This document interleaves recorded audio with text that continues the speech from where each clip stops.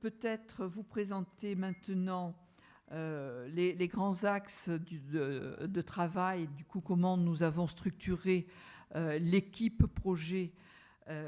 L'équipe projet s'entendant à la fois une équipe DRH, une équipe DSI et une équipe CISIR avec un apport de la DISIC, de la direction de programme modernisation de la filière GAPEI. Voilà, donc c'est une équipe qui travaille en biodiversité, si je puis dire, pour prendre en compte tous les aspects de ce chantier. Donc, au centre, mais ce n'est pas forcément l'essentiel, il y a évidemment la partie pilotage que Serge et moi nous assurons, avec Patricia Bittard qui va se lever pour que vous la repériez, voilà, qui normalement a en charge le SIRH des ARS dans sa diversité, je vous le disais tout à l'heure, mais qui, dans le cadre du déploiement de Renoir, s'intéresse aux spécificités de ce déploiement pour l'ensemble des établissements publics qui sont concernés et donc qui a un travail évidemment de relations étroites avec les responsables des établissements, les référents métiers, les responsables RH et puis l'ensemble des chantiers du projet. Sur les données, et on va y revenir, évidemment, la question de la reprise des données est une question essentielle. C'est Christian Calandra qui se lève également, voilà, qui est à la manœuvre et qui cornaque une équipe composée d'agents des ministères sociaux, des RH, DSI, d'AMOA, d'AMOE, hein, d'assistants maîtrise d'ouvrage ou la maîtrise d'œuvre, et puis qui travaille en étroite collaboration avec les collègues du CISIR. Sur l'organisation, la conduite du changement, je ne vous le présente plus, il s'agit de Rodrigue Fallour, à ma droite, qui travaille en étroite collaboration avec une équipe d'AMOA, dont Claire est ici présente, et Jeanne qui se cache, qui était tout à l'heure dans le hall, mais qui n'est plus là. Voilà, c'est donc vous voyez une équipe restreinte, mais qui fait le maximum. C'est une équipe, comme l'a dit Émilie, qui travaille très étroitement avec le CISIR sur tout ce qui est organisation de la formation, des formations, mais aussi sur les outils de conduite du changement. Nous avons deux chantiers ensuite autour d'une part de la contribution à Renoir, donc le recueil dans un premier temps de l'expression de besoins des services et donc des spécificités dont a parlé éventuellement Émilie, par exemple sur la gestion du mouvement des personnels jeunesse et sport, on avait des demandes spécifiques. Après, on fait apparaître des demandes en termes fonctionnels ou d'ergonomie. Et puis, on a un gros travail autour du recueil des référentiels et de paramétrage dans les outils. Et donc, pour conduire ces travaux, nous avons un duo composé de Vassou Ustamadi, voilà, et puis de Jean-François, qui est là. Donc, ils travaillent ensemble, ces deux perruchons inséparables, mais ils sont sur deux chantiers quand même, il ne faut pas qu'ils exagèrent, et donc ils sont sur deux chantiers. C'est effectivement peut-être des travaux que vous voyez moins, vous, dans les services, mais qui sont complètement essentiels et structurants. Joël Blondel en donnait un exemple tout à l'heure avec l'EDITIC. Nous avons travaillé étroitement avec la sous-direction SD2. Mais pour vous donner un exemple, quand on a pris le chantier sur les actes individuels, si je ne me trompe pas, Vassou et Jean-François, on avait un ensemble un peu hétéroclite de 400 modèles, avec voilà, plus ou moins valides, plus ou moins pertinents, etc. Et le gros travail de rationalisation, en même temps de toilettage juridique, etc., nous amène à être plutôt sur 150 modèles, me semble-t-il, Donc, voilà, vous voyez ce travail qui n'est pas un travail, c'est vraiment un travail d'harmonisation d'une part, quand elle était possible, mais de sécurisation juridique, et puis voilà, de mise à la poubelle d'actes qui n'avaient plus, enfin de modèles qui n'avaient plus lieu d'être et exister. Et donc, vraiment, on a fait un travail très, très important avec l'ensemble des bureaux de SD2. Sur les SI ministériels, c'est Stéphane Nudelman de la DSI qui est responsable du pôle RH à la DSI, et donc qui est vraiment... c'est un pôle qui est très important pour nous, puisque c'est avec ce pôle que nous travaillons à la couverture fonctionnelle de nos besoins RH en matière d'outillage. Et puis, il travaille en étroite collaboration, je pense qu'on peut le citer, avec Olivier Navarro à MOA, mais par exemple, qui est vraiment à la manœuvre sur à la fois la construction du socle RH dont on parlait tout à l'heure, mais la construction de l'outil AGRA, de gestion de l'attribution des réductions d'ancienneté. Et enfin, je lui ai déjà donné la parole, Benoît Noquet est en charge à la DSI de tout le chantier raccordement technique, ce qui n'est pas rien effectivement, parce que à ce jour, je n'ai pas le chiffre définitif des utilisateurs recensés, sans parler des utilisateurs en consultation, mais nous sommes à 1600 utilisateurs sur l'ensemble des structures. Il va donc falloir vérifier que ces utilisateurs disposent au moins tous les services d'ordinateurs correctement configurés, même si l'outil n'a pas d'exigence particulière et exorbitante, mais qu'ils soient bien tous raccordés au réseau, qu'ils disposent bien tous des modalités de sécurisation d'accès à l'application. Et donc, c'est le chantier porté par Benoît et la DSI. Voilà, je vous propose qu'on fasse un focus sur quelques-uns des chantiers. Le premier, ça va être la reprise des données. Je vais vous en dire quelques mots. Christian pourra compléter. La reprise des données, il faut qu'on soit bien clair sur ce que ça recouvre. Il s'agit, en fait, comme le disent les mots, de reprendre les données telles qu'elles existent aujourd'hui dans Synergie et dans Cyrano et d'essayer de les faire rentrer dans le nouvel applicatif Renoir. Alors, pourquoi je dis essayer ? Parce que d'abord, nos données, elles sont ce qu'elles sont dans Synergie ou Cyrano, et puis elles n'ont pas les mêmes formats que ce qui est attendu dans Renoir. Donc, il y a des travaux d'extraction et puis de transformation pour les adapter au format, et puis surtout après d'injection dans la nouvelle base. À ces occasions-là, on s'aperçoit que c'est pas si simple, qu'on a des rejets, des dossiers qui ne passent pas du tout, et puis il y a des rejets, des dossiers qui passent, mais avec des anomalies. Ces anomalies, elles sont de deux ordres.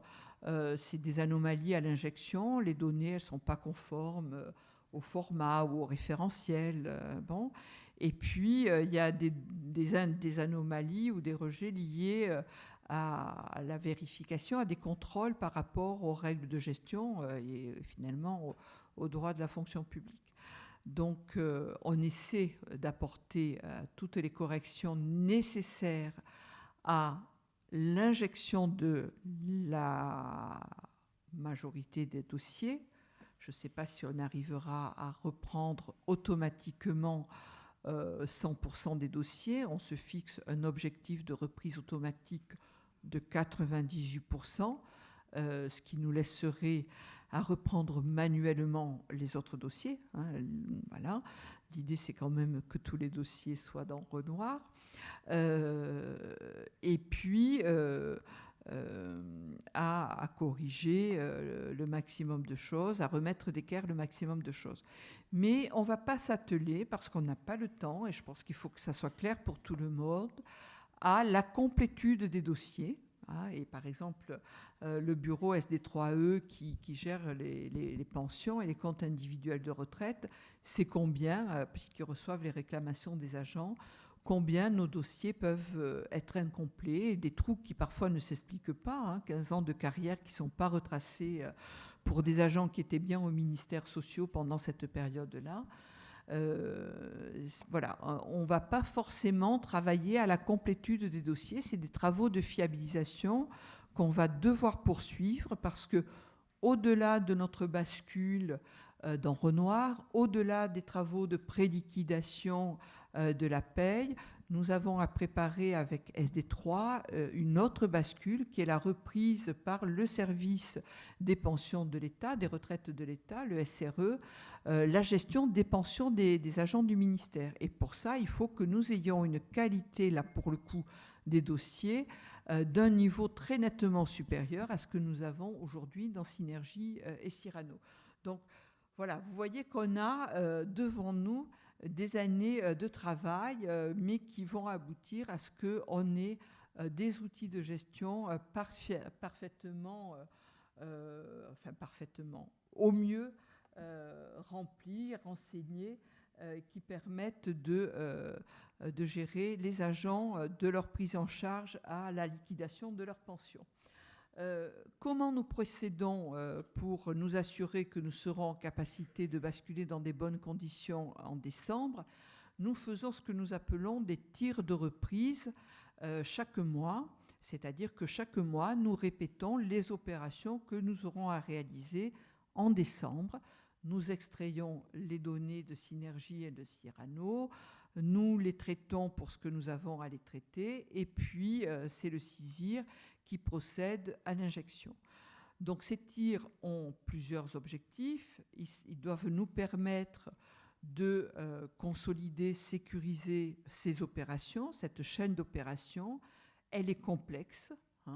Elle est par exemple beaucoup plus complexe qu'au ministère de la Culture, qui a qu'un seul outil de gestion, un périmètre moins important, et puis qui avait travaillé depuis de nombreuses années à la fiabilisation des dossiers, donc qui possède des dossiers de meilleure qualité. Donc nous reprenons ça, et le deuxième objectif essentiel, c'est de vérifier le niveau de qualité de reprise, donc le nombre de dossiers injectés et puis les volumétries d'anomalies. Donc vous voyez les résultats qui apparaissent sur les 5 premiers mois. Nous avons travaillé sur les 3 premiers mois progressivement. Sur le mois de janvier, nous avons repris uniquement les titulaires, avec des gestions simples. En février, nous y avons ajouté les contractuels avec une carrière là aussi assez simple, donc en général un 5 contrat. Et au mois de mars, nous avons repris tout le monde. Et en avril, nous en avons repris un peu moins parce que nous avons convenu avec la sous-direction en charge de la gestion de personnel, SD2, qu'il n'était pas utile de reprendre les dossiers fermés depuis plus de 2 ans. Donc nous avons réduit le périmètre de reprise, et vous voyez sur la petite carotte de l'histogramme qui correspond au mois de mars, c'est 7200 dossiers que nous ne reprendrons pas. Ça c'est définitif. Nous gardons évidemment en archivage électronique les informations relatives à ces dossiers après la bascule, mais nous ne les reprendrons pas dans Renoir. Et donc vous voyez sur les mois qui ont suivi comment finalement les choses ont évolué. On voit que ce n'est pas un long fleuve tranquille. Par exemple, au mois d'avril, on a eu un tir un peu tronqué parce que au CISIR, les environnements de reprise étaient en évolution pour intégrer des évolutions, des améliorations du palier 1. Au mois de mai, on a constaté qu'on avait des petites problématiques d'alignement de référentiels qui ont joué sur la qualité de reprise, notamment des lots relatifs aux carrières des agents. Et en revanche, là, sur le mois de juin, on est en train de finaliser le tir. On n'a pas les résultats définitifs, mais ce qui est très encourageant, c'est que vous voyez la partie rouge sur les premiers mois. On était toujours à peu près dans les mêmes volumétries, hein, un peu plus de 7000 dossiers qu'on n'arrivait pas du tout à injecter. Hein, et donc, on ne pouvait pas savoir, enfin, il y avait une anomalie qui bloquait l'injection, mais qui pouvait cacher derrière des anomalies non bloquantes, mais qui étaient quand même préjudiciables à la viabilité des dossiers.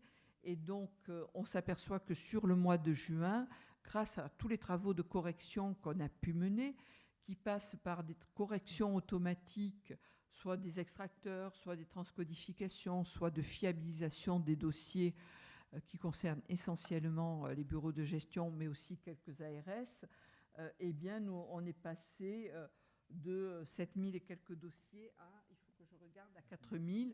Donc, on a eu une très forte réduction par rapport à la trajectoire que l'on s'est fixée, où on devait atteindre 14% en juin de dossiers non injectés pour être à 10% en août.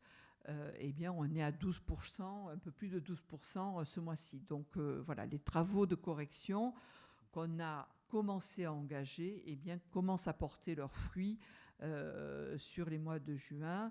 Et évidemment, on entend poursuivre cet effort sur les tirs qui nous sont utiles en la matière, à savoir les tirs de juillet, août et septembre, puisque c'est sur la base des résultats du tir de septembre que nous pourrons dire, voilà, on considère qu'en décembre, on peut basculer, qu'on aura atteint un niveau de qualité de reprise des données suffisant pour le faire. Et donc, voilà, il nous reste 3 mois pour atteindre ce niveau de qualité.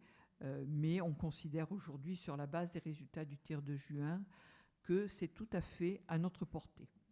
Voilà sur le chantier reprise.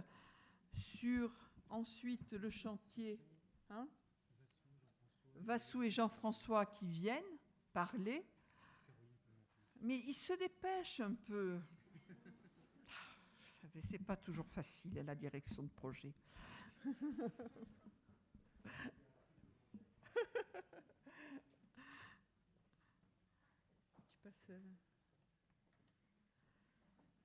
Donc, Vassou et Jean-François vont vous parler, excusez-moi, du chantier qui vous paraît peut-être le moins évident, paramétrage et référentiel, parce que c'est celui que vous voyez peut-être le moins, mais qui est complètement essentiel parce que structurant par rapport au fonctionnement, évidemment, de l'outil. Bon, ben c'est l'un des deux perruchons qui va commencer, qui s'y colle. Donc, vous voyez le rôle central des référentiels. On a notamment travaillé, c'est sur ce point sur lequel je voulais intervenir, mais Brigitte m'a volé mes effets de manche, donc ben, je vais quand même y aller. C'est le comique de répétition. Absolument, c'est ça. Donc c'était sur notamment tout le travail qu'on a fait sur le référentiel éditique, et pour lequel on a sollicité un certain nombre d'entre vous. Ce travail qui a été accompli par le pôle, dont Vassou et moi assurons la charge, mais aussi avec, ça je tenais à le souligner, avec nos deux collègues, Émilie Routier et Camille Trubert, qui nous ont vraiment beaucoup aidés, que vous avez vu d'ailleurs pour certains d'entre vous venir vous solliciter. C'est un pôle c'est un chantier qui a nécessité beaucoup d'énergie. Comme le disait Brigitte tout à l'heure, on est parti d'une multitude d'actes avec une volonté d'harmonisation, d'aboutir à des modèles communs, en privilégiant à chaque fois les actes qui étaient les plus fréquents et qui nécessitaient la plus grande masse. C'était un travail qui a été partagé avec les bureaux de gestion en administration centrale, le leadership étant assuré par Didier Lacote-Arador, et on espère avoir abouti à quelque chose qui puisse fonctionner correctement, ça j'en suis persuadé, avec l'aide de Renoir, puisque vous savez que de toute manière, ce seront des modèles d'éditique qui seront uniquement par PDF, c'est-à-dire qu'il n'y aura pas la possibilité de les modifier, sauf à la marge. Il y aura donc un schéma qui est préétabli, qui sera renseigné par différents mots-clés issus, ces informations étant issues directement de Renoir, et qui vous permettront d'éditer plus facilement l'ensemble des actes de gestion qui ont été sélectionnés. Voilà. Je voudrais rajouter que ces actes ont été validés par le bureau juridique de la DRH. Donc tous les actes ont été validés par le bureau juridique de la DRH. Donc normalement... Et au niveau du CISIR, c'est également un travail qui est entamé avec la DGAFP. On a une double validation, donc à la fois chez nous, bien sûr, à la fois une validation métier, une validation juridique, et un apport de la DGAFP dans le cadre des travaux du CISIR. Oui, juste pour confirmer, effectivement, quand il y a eu quelques interrogations, parce qu'il y avait des écarts, par exemple, entre la pratique et les actes donc, qui étaient à notre disposition, et puis l'approche strictement juridique, effectivement, le recours à la DGAFP, donc la Direction générale de l'administration et de la fonction publique, a permis d'avoir des réponses claires et précises, et donc de finaliser les actes en question. Et donc ça, c'est effectivement très précieux pour la sécurité de notre production éditique.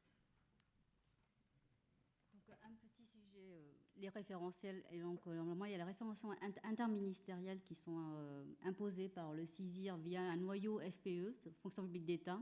Donc, toutes les règles de gestion sont donc mises en place directement par le CISIR. Donc, c'est ce qu'on appelle les référentiels interministériels. Donc, le RIM. Le RCC, c'est le référentiel de classification centraux. Donc là, on y trouve tous les corps, grades, échelons, les grilles de tous les ministères. Donc c'est les CISIR qui, en lien avec les bureaux juridiques de chaque ministère, renseignent tous les corps et grades, tous les échelons, les changements de grilles, etc. Donc Renoir s'appuie sur ce référentiel. Et après, il y a d'autres référentiels comme les motifs de détachement, tous les textes de la fonction publique sont dans le référentiel interministériel noyau FPE. Et après, nous avons le volet référentiel ministériel, nos organigrammes, nos emplois types. Donc, on en a 2 répertoires actuellement, travail, santé, jeunesse et sport. Travail d'un côté, jeunesse et sport, santé.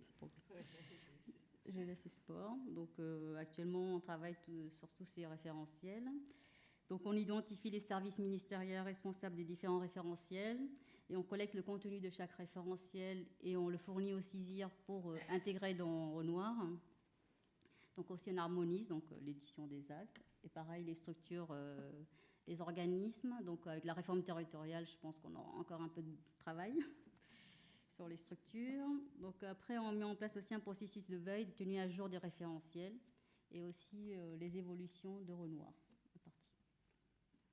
C'est un gros travail, comme vous le voyez, il y a des volumétries qui sont indiquées, 380 référentiels à recueillir, à vérifier, parfois harmoniser entre nos secteurs ministériels. Et puis, tout le travail ensuite de présentation pour pouvoir intégrer ces référentiels dans l'outil Renoir. Donc, il y a du travail de codification, par exemple. Serge l'évoquait tout à l'heure. On va avoir des mécanismes automatisés d'avancement, corps, grade, échelon. Eh bien, il faut codifier. Il y a des règles de gestion qu'on exprime de façon littérale, et eh bien, il faut les codifier. Vous imaginez, sur les ministères sociaux, il y a 38 corps. Voilà, ça vous donne une idée un peu de l'ampleur de ce travail. Mais une fois qu'il sera réalisé, je pense qu'effectivement, on aura des bases qu'il faudra effectivement maintenir en qualité, en fraîcheur. Il faudra que ça soit toujours actualisé et au plus près des événements, que ça soit pour les évolutions statutaires comme pour les évolutions d'organigrammes. Mais on aura là quand même une structure bien plus solide que ce que nous avons aujourd'hui dans nos outils. Merci Jean-François Evassou pour cette présentation. Et alors, Caroline, qui va vous présenter évidemment un chantier qui vous intéresse au plus haut point sur l'assistance. Donc voilà un rapide point sur l'assistance utilisateur. Donc effectivement, avec le déploiement de Renoir, un nouveau dispositif d'assistance sera mis en place. Il sera renforcé, donc, notamment en termes d'effectifs, mais aussi en termes d'outils.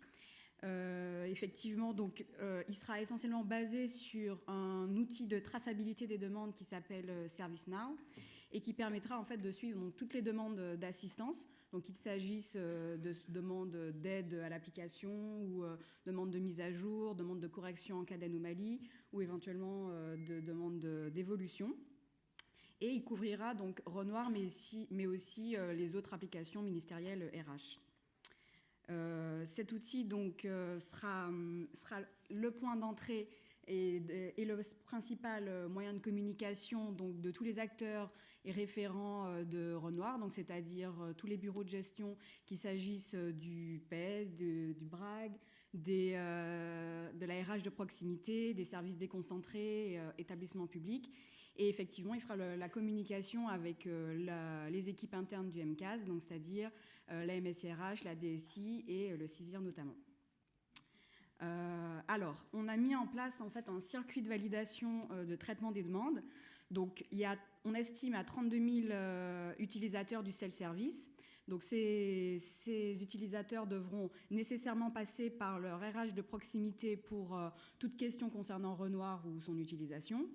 En revanche, ce seront les gestionnaires donc, de services déconcentrés et d'établissements publics ainsi que d'administration centrale, donc BRAG et PES, ainsi que les correspondants DSI qui pourront saisir des tickets donc, dans ServiceNow pour toute demande concernant l'application. Ces demandes seront donc transmises à un niveau 1 qui sont les référents métiers, mais ça uniquement pour les gestionnaires en services déconcentrés. Ces référents métiers, en fait, seront effectivement aussi, on l'espère, les formateurs relais de Renoir. Si le référent métier ne peut pas répondre à cette demande sera transmise aux équipes internes, donc c'est-à-dire la MSIRH et la DSI. Si elle-même, en fait, a besoin d'une intervention du CISIR, elle transmettra la question au CISIR. Pour le CISIR, c'est uniquement sur Renoir, évidemment, pour les applications ministérielles. Il faut qu'on s'en débrouille nous-mêmes. Oui, voilà. Effectivement, les demandes qui seront gérées, qui seront transmises au CISIR concerneront essentiellement donc, les demandes de mise à jour et d'évolution, puisque toutes les demandes d'aide, d'assistance et d'accès en fait, à l'application seront gérées par les équipes internes. Donc effectivement, on a mis ce niveau 1 donc, de référent métier pour renforcer un peu ce rôle de responsable d'outils au sein des services déconcentrés et de garder un peu en fait, la maîtrise de l'outil et la connaissance de Renoir au niveau des services déconcentrés et des établissements publics. En revanche, pour tout ce qui concernera les demandes des gestionnaires d'administration centrale et les correspondants DSI, les tickets donc, qui seront saisis dans ServiceNow seront directement attribués aux équipes internes, donc LMSIRH, DSI. Voilà. Oui ?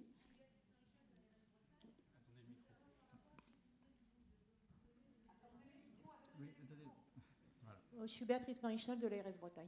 Par rapport à ce que vous venez de nous présenter, est-ce qu'il y aura une fac, une foire aux questions ? Oui, tout à fait. Donc normalement, tout sera mis en place. On aura donc des guides utilisateurs, des foires aux questions. Le tout sera mis en place donc à la fois sur PACO pour l'administration centrale, mais également aussi dans ServiceNow, il y aura un accès en fait avec une rubrique documentaire globale qui englobera en fait toute la documentation disponible.